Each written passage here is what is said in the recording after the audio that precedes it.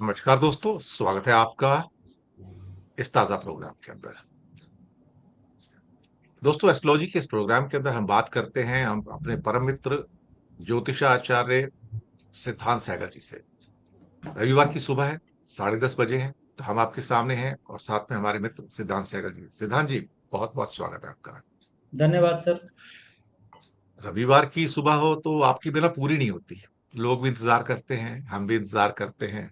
तो आप जैसे विद्वान आते हैं तो हमारे चैनल को ही 4 चाँद लग जाते हैं। अ, सिद्धांत जी, बाजार गिर रहे हैं, बहुत बुरी हालत में है। पूरी दुनिया के गिर रहे हैं और भारत में तो ऐसी हालात हो गए हैं कि जो बेचारे म्यूचुअल फंड के द्वारा, एसआईपी के द्वारा जो लाखों करोड़ रुपए भारत के आम आदमी ने अपने थोड़े-थोड़े पैसे बचाकर 2000, 3000, 4000, 5000 महीना लगा के वो तो लुट गए, बर्बाद हो गए सर। मतलब आज हालात ये हो गए हैं कि उन्हें तो ये नहीं समझ आ रहा है कि मार्केट में बने रहें या ना बने रहें। और जितने फॉरेन के इन्वेस्टर्स थे वो तो पिछले 5-6 महीने से हर महीने छोड़-छोड़ के जा रहे हैं। और डोमेस्टिक इन्वेस्टर थोड़े बहुत पैसे डाल रहे थे उसके साथ में, तो नैया चल रही थी। लेकिन अब लगता है कि अगर कहीं इन्होंने भी कहीं साथ छोड़ दिया है डोमेस्टिक इन्वेस्टर्स ने भी, तो फिर तो इस नैया में छेद ही छेद है। इस पर बात करेंगे कि भई आने वाले दिन कैसे हैं और सितारे क्या कहते हैं। दुनिया में ज़ेलेंस्की साहब हों, कीर स्टारमर जो कि ब्रिटिश पीएम हों या मैक्रो साहब हों, इन सब ने व्हाइट हाउस के अंदर जाके सबक सिखाया। खासतौर से ट्रंप और जेडी वेंस को जो उपराष्ट्रपति हैं। बस एक मोदी जी हैं जो अपमान करा के वापस आए। तो 56 इंच हो गया 16 इंच इस टाइम। इस पे बात करेंगे और हम ज़रूर बात करेंगे राहुल गांधी के ऊपर जो उनके बहुत बड़े उनके जो फैसले आ रहे हैं। पहले सर हम गिरते हुए बाजार के ऊपर आपसे टिप्पणी लेते हैं कि अल्टीमेटली ये प्लैनेट्स क्या बोल रहे हैं। जनहानि बहुत हो गई है, मतलब जनता के धन की हानि बहुत हो गई है। इतनी हो गई है कि कहते हैं कि पिछले 30 सालों के अंदर स्टॉक मार्केट में जो शब्द मैं यूज करूंगा, ऐसा हाहाकार कभी नहीं देखा सर। ये हाहाकार मचा हुआ है सर। सर, इस हाहाकार का कोई अंत है या अभी ये और नीचे जाएगा और लोगों की जो थोड़ी बहुत बची खुची उम्मीदें हैं वो भी नष्ट हो जाएगी। आपकी पहली टिप्पणी, विस्तारित टिप्पणी मैं इस पर लूंगा कि ये बाजार टूटता हुआ, रुपया टूटता हुआ, भारत के लोगों का कॉन्फिडेंस टूटता हुआ, कहीं न कहीं एक निराशा और साथ में नाउम्मीदी की जो चीज़ें हैं, वो बढ़ती चली जा रही हैं। ये हाहाकार की वजह से। सिद्धांत जी। नमस्कार सर। और नमस्कार। मेरे दर्शकों को, हमारे दर्शकों को भी मेरा प्रणाम। मैं अर्थनीति का ज्ञाता तो हूँ नहीं, लेकिन मैं ज्योतिषीय बिंदु पॉइंट जो पिछले 3 महीनों से, लगभग ढाई 3 महीनों से लगातार बोलता आ रहा हूँ, उन सारी स्थितियों का जो इशारा है वो कोई बहुत अच्छा इशारा है नहीं।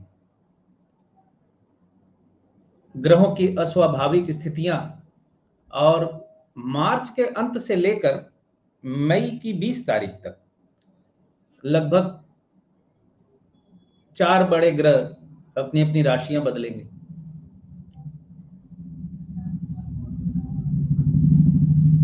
मे भी मई के बाद बाजार की स्थिति थोड़ी सी अच्छी हो, लेकिन धन का जो मुख्य कारक बृहस्पति है, तब तक वो जो अतिचारी हो चुका होगा, वो धन के मामले में कोई बहुत, या अर्थनीति के मामले में ज्योतिषी दृष्टि से कोई बहुत अच्छा इंडिकेशन वो है नहीं। बाकी अर्थनीति की डूबती स्थिति और अर्थनीति का ये हाल और भारतवर्ष में ये मच रहा हाहाकार, एक ज्योतिष होने के नाते मैं उन लोगों पे प्रश्न अब जरूर उठाऊंगा जो मोदी जी की मंगल की महादशा को रोचक योग साबित कर रहे थे। मंगल की महादशा उनकी रोचक योग बना हुआ है उनकी कुंडली में, ठीक है, तकनीकी रूप से बना हुआ है, लेकिन योग भी ज्योतिष में जो होता है वो प्योर योग होना चाहिए। जैसे गजकेसरी योग सब जानते हैं, बृहस्पति और चंद्रमा के एक भाव में एक साथ बैठने से गजकेसरी योग बनता है। आमने सामने समसप्तक दृष्टि से भी गजकेसरी योग बनता है। लेकिन वो बृहस्पति और चंद्रमा का जो योग है अष्टम भाव में, द्वादश भाव में अगर बन जाएगा, या लग्न वाइज जैसे वृष लग्न में बृहस्पति अष्टमेश है, तो वो जो गजकेसरी योग बनेगा चंद्रमा के साथ, वो 60% का बेनिफिशियल होगा। तो इन चीजों को थोड़ा समझना होता है। अब जैसे वृश्चिक लग्न में मोदी जी का अगर रोचक योग बन भी रहा है, तो मूल त्रिकोण राशि मंगल की जो है वो षष्ठेश है यहाँ, चंद्रमा नौमेश होते, चंद्रमा नौमेश है। तो मंगल जो यहाँ मूल त्रिकोण राशि षष्ठ भाव की बनी हुई है, वो रोचक योग बना के भी तो वो बेनिफिशियल उतनी नहीं रह जाती। मेष लग्न में भी रोचक योग बनेगा तो वो उतना बेनिफिशियल नहीं होगा,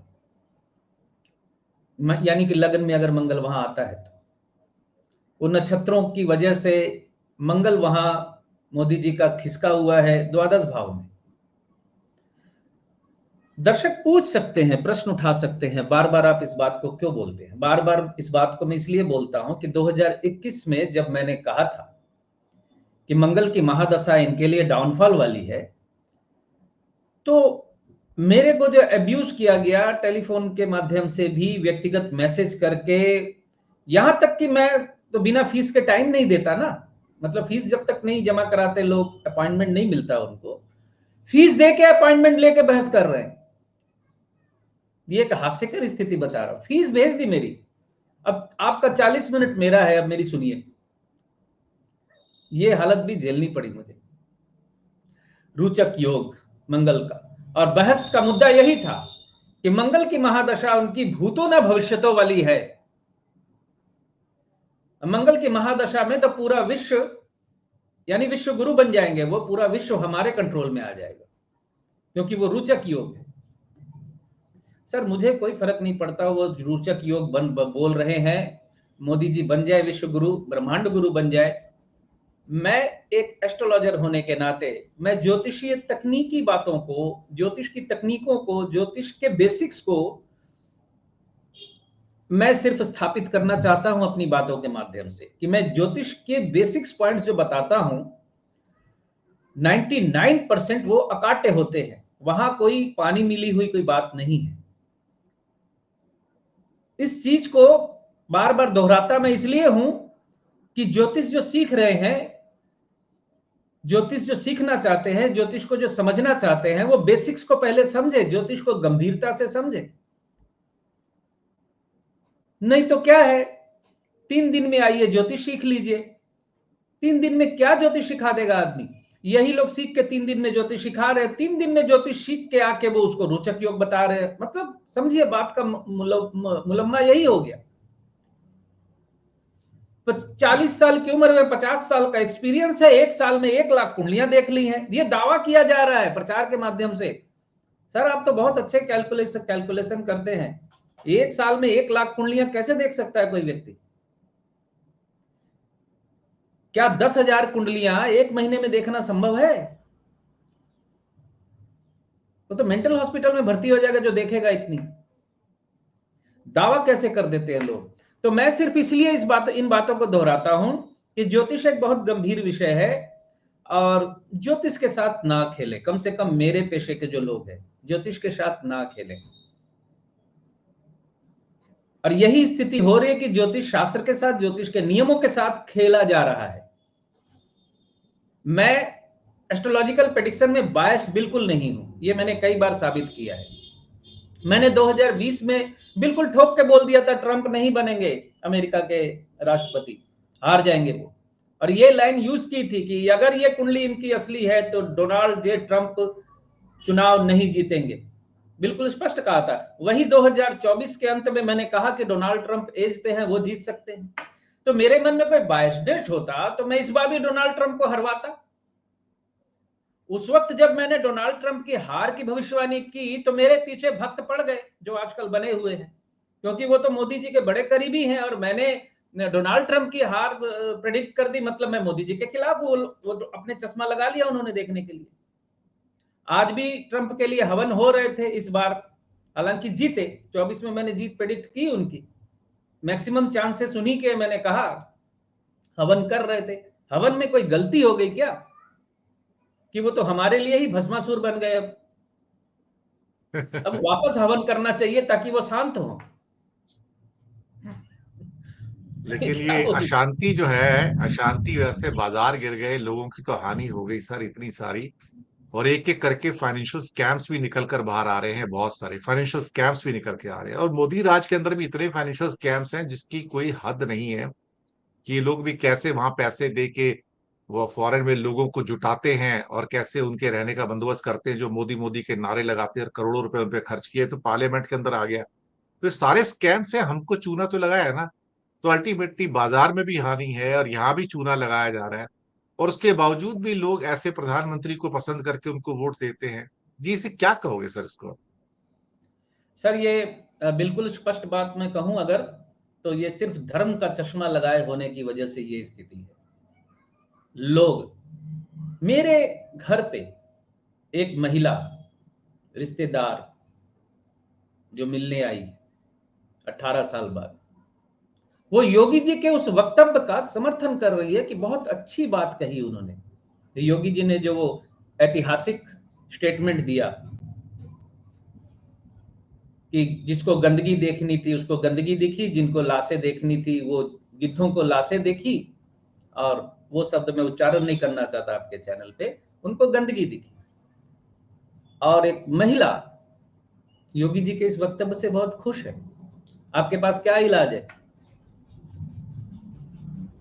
मैंने दो चार बातें उसको बोली, मैंने कहा संसद में मोदी जी ने ये बात बोली, नहीं मालूम नहीं। लाल किले से ये बात बोली मोदी जी ने, नहीं मालूम। तो मैंने कहा देखो न्यूज़ तो होती नहीं है आप लोगों के पास, न्यूज़ से तो कोई लेना देना होता नहीं है, क्योंकि इनका माइंड वेब सीरीज और टीवी सीरियल्स में ऑक्युपाई कर दिया गया है। ये सब कुछ प्री प्लान्ड हुआ है सर। आप बड़े ध्यान से अगर आप असेसमेंट करेंगे तो ये सब कुछ प्री प्लान्ड है। जिसको जो जरूरत है वो दे दो उसके हाथ में, वो कुछ और ना सोचे। क्योंकि पार्लियामेंट में जो बातें होती है वो 5% लोग सुनते हैं मुश्किल से। मोदी जी भाषण भी दे रहे हैं तो सुनते होंगे भले 40% 50%, लेकिन समझ में 2% के लोगों के आता होगा। बाकी तो ये देखते हैं कि देखिए क्या पर्सनैलिटी है, क्या लग रहा है, क्या बोला उन्होंने, क्या टोपी पहनी, क्या ड्रेस पहना, बस इसी चर्चा में खत्म हो जाती है। चलिए बैक टू द आपने पॉइंट। आपने आपने अच्छा शब्द यूज किया। हम भारतीयों को कोई भी टोपी पहना सकता है, पिछले 1200 साल के या 2000 साल से लोग पहना रहे हैं। और मोदी को ये पता लग गया कि इंडियंस को टोपी पहनना बहुत आसान है, इनको गुलाम बनाना बहुत आसान है, तो गुलाम वंश की वापसी हुई है इंडिया में, और कुछ नहीं है।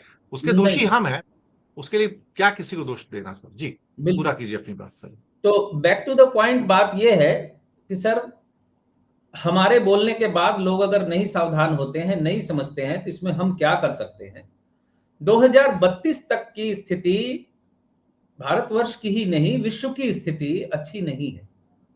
जी, तो अच्छी नहीं है का मतलब वही है, अच्छी नहीं होगी तो कैसे अच्छी नहीं होगी? सबसे पहले अर्थव्यवस्था ही तो बिगड़ेगी, तभी तो देश की हालत ज्यादा बिगड़ेगी। जी बिल्कुल। अर्थव्यवस्था पे हमला हो गया है और हालात यह है कि कोई रास्ता सूझ नहीं रहा है। आप देखिए डॉलर, सुनने में आया है कि आरबीआई ने अगर डॉलर बेचे ना होते या कुछ उन्होंने ना किया होता तभी 100 रुपए पार कर गए होते। जी बिल्कुल। लेकिन मैं कोशिश करता हूं इंटरेक्ट करने की जब लोगों से, वाह, मैं जब पूछता हूं उनसे, क्योंकि मैं पल्स पल्स चेक करना चाहता हूं लोगों की। अब मेरे पास तो लोगों का फोन आता ही रहता है, कंसल्टेंसी भी होती रहती है, ग्राउंड लेवल पे भी मैं पल्स चेक करता हूं। They know nothing sir, and they not worrying anything about, किसी भी चीज से वो चिंतित नहीं है। वो बस इसमें खुश हैं कि देखो 50 करोड़ लोग नहा लिए कुंभ में, बस चलिए यही है। अगले प्रश्न पर आते हैं। और इसमें हमारे साथ काफी लोग जुड़े हुए हैं इसमें इस लाइव शो के अंदर। श्याम है, तरंग वैद्य हैं, अमरीक हैं, जय राणे हैं, रियांश खुराना है। नंबर नीचे डिस्क्रिप्शन में लिखा हुआ है सर। रियांश जी, अगर आप देख नहीं रहे तो देख लीजिएगा। बलवीर सिंह संधू है, सत श्री अकाल जी। मृत्युंजय सिंह है, बुरा मत करो, ओके। तो काफी लोग हैं उस साथ में और बाकी भी लाइव काफी जुड़े हुए हैं। अब आते हैं एक दूसरे मुद्दे के ऊपर।